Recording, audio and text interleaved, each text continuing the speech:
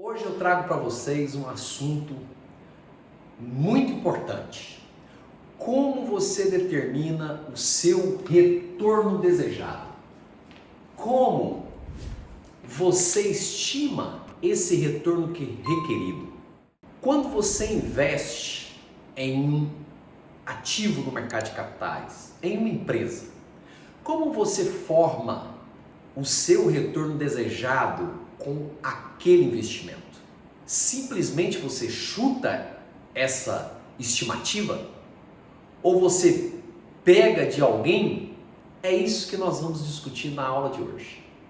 No mercado de capitais, um modelo muito utilizado para mensurar o retorno desejado sobre o investimento é o CAPM, Modelo de Precificação de Ativos de Capitais.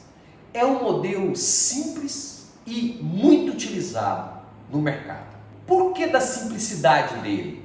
Porque ele é um modelo unifatorial. Ele precisa de um único fator para estimar uma taxa desejada de retorno.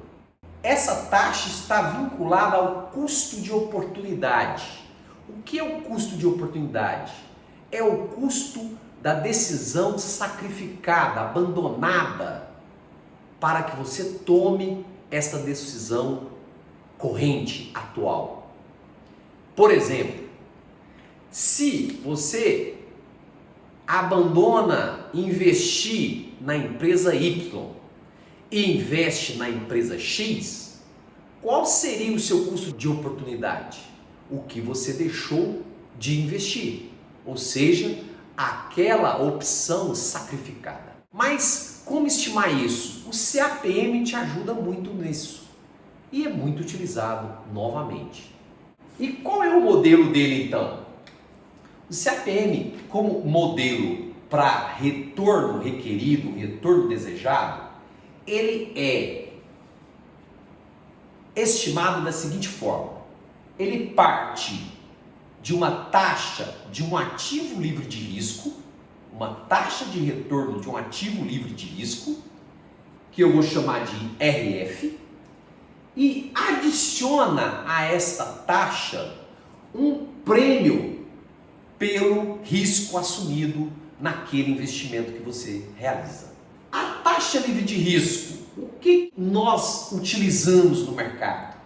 A mais utilizada no Brasil é a Selic, mas também se utiliza a CDI ou ainda a taxa da caderneta de poupança, certo? Todas como sendo taxas de ativos livre de risco. Existem algumas discussões teóricas que eu não vou adentrar aqui nesse momento, porque eu vejo desnecessário para você que está iniciando, que está entrando, que ainda está como principiante no mercado como investidor, ou até mesmo como intermediário.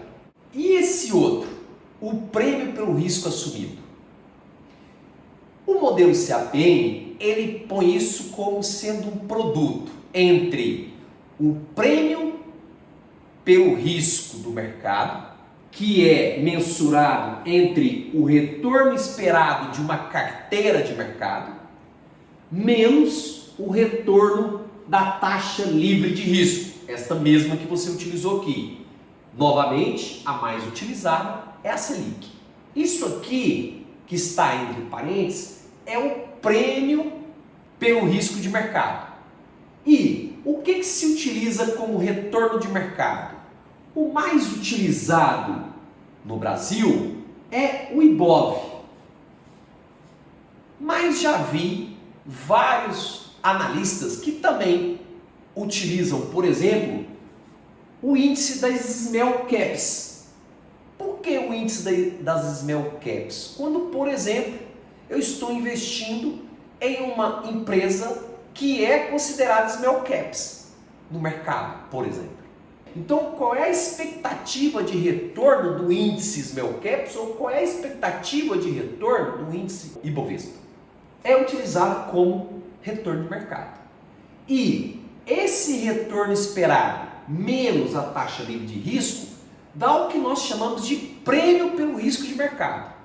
Esse prêmio pelo risco de mercado, ele é ainda ponderado por um risco que o seu ativo específico é exposto ao risco de mercado, que é chamado o fator beta. Com certeza vocês já ouviram falar, se não ouviram, vão ouvir rapidamente, porque tem muito isso discutido no mercado. Então, este beta é a exposição ao risco de mercado que o seu ativo investido sofre. Tudo isso aqui tem mensurado no mercado, gente. Tem projetado no mercado. Você só vai compor a sua taxa ou o seu retorno requerido. Por exemplo, 2021 está chegando, não é? Para a taxa livre de risco, o Banco Central do Brasil, ele projeta uma taxa Selic de 2,75%. E órgãos internacionais projetam como prêmio de retorno pelo risco do mercado brasileiro, que é o que está dentro do parênteses, para 2021, hoje, um prêmio na faixa de 9,65%.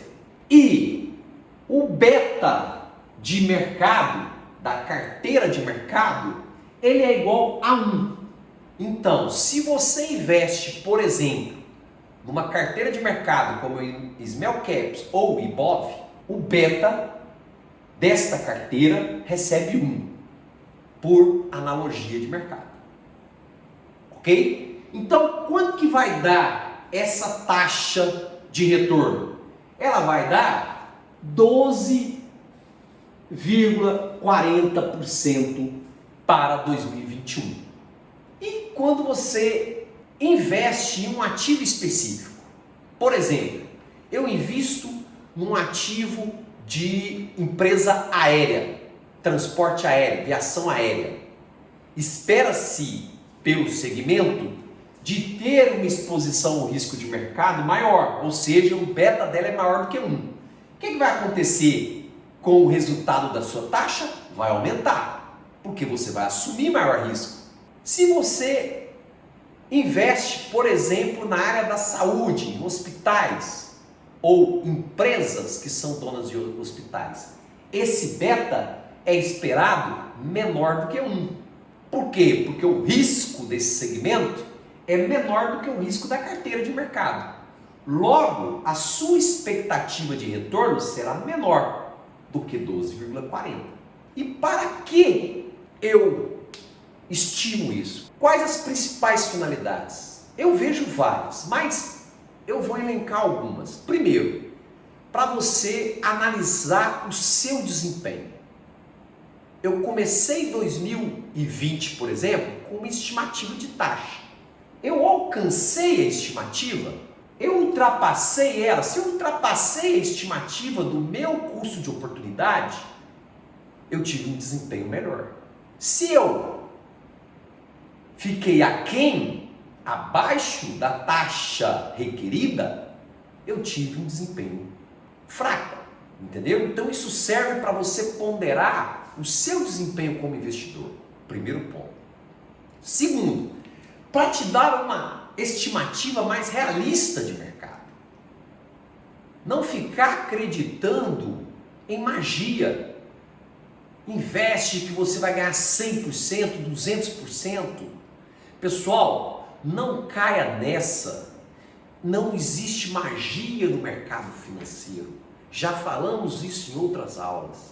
Deixamos isso claro. Você pode ganhar 100, 200% em um ativo? Sim.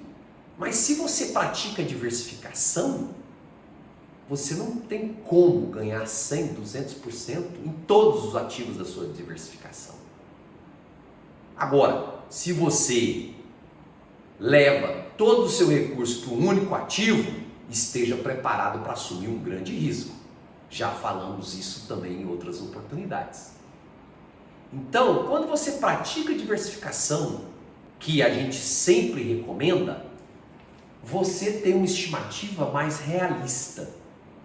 Ora, nos meus investimentos, eu tenho a minha taxa formada. Se eu alcanço ela, eu já estou muito satisfeito naquele ano, porque eu tive um ótimo desempenho. Se eu ultrapasso, então, eu estou, o que a gente fala no mercado, eu estou criando riqueza para mim. Entenderam? Então, esta taxa requerida, você estimar isso é muito importante para você não ficar acreditando em tudo que te falam no mercado. Fique esperto. E uma taxa, por exemplo, para o ano que vem, de 12,40, se mantiverem as expectativas, se você atingir, já é uma taxa muito boa. Se isso aqui fosse uma taxa constante no longo prazo, em menos de 9 anos, 8 anos, você estaria dobrando o seu capital, sem assumir muito risco. Quer coisa mais boa do que isso? Porque riqueza é produto de poupança e de trabalho. Não esqueçam disso. Um forte abraço a vocês e até a próxima. E se gostaram, deixe o seu like e inscreva-se no nosso canal. Até mais.